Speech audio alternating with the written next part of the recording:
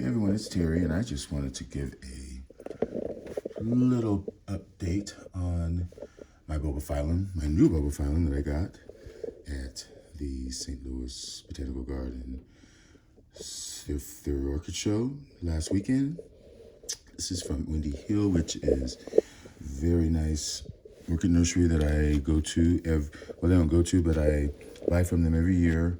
Look forward to it at this sale and at the show. And then I also donate a lot, not only to the garden's permanent collection, but Marilyn Ledoux, the owner, she also participates and donates plants to their annual plant auction, which is in August, and I do think they are having it again this year.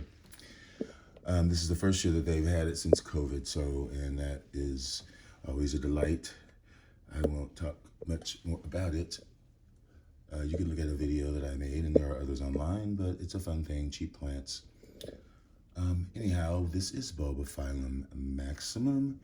This is a species, epiphytic orchid, sometimes lithophytic orchid, from tropical Africa, lowland areas and open wild forests. They get moderate light, but mostly shade, and they get good moisture while they are in growth. Maximum is known for their four, or maybe it's three-sided square pseudobulb. They're also known for having the inflorescence that is very fleshy, waxy, flat, as you can see, and the flowers come from the sheaths. As you can see, they really resemble fish or shark fins. Looks like a fish tail, and you can see how the tail is still elongating. So potentially all of these can produce buds, and also on the back side as well, if you are seeing that at all.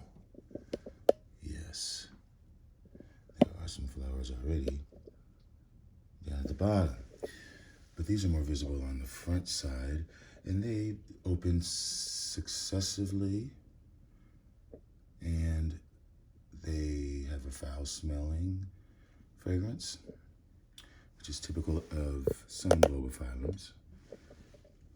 So this is a new one for me, and I really love the uniqueness of it, and the small, tiny flowers, the inflorescence here that comes up from the newly matured pseudobulb, up in the fall and winter, early spring, produces those flowers. We shall see.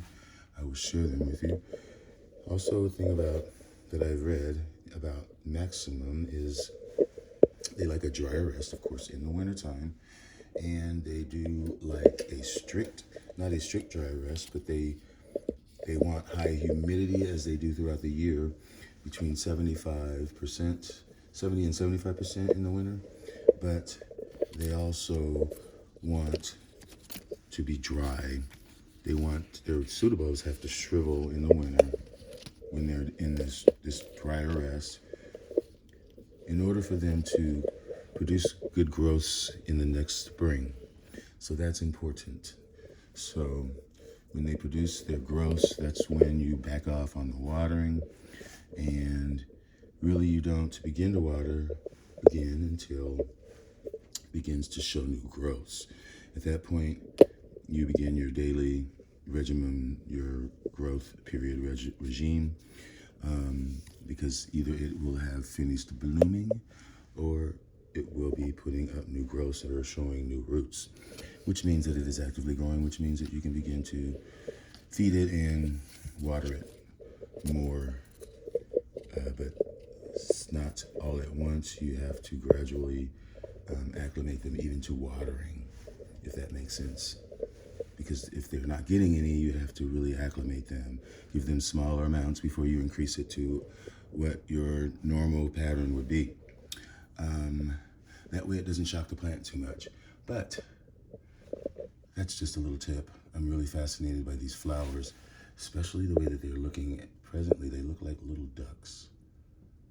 Look at those. heads.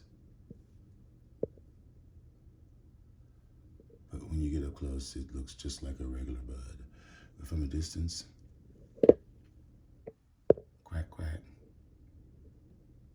Okay, stay tuned, and I can't wait to show you the flowers.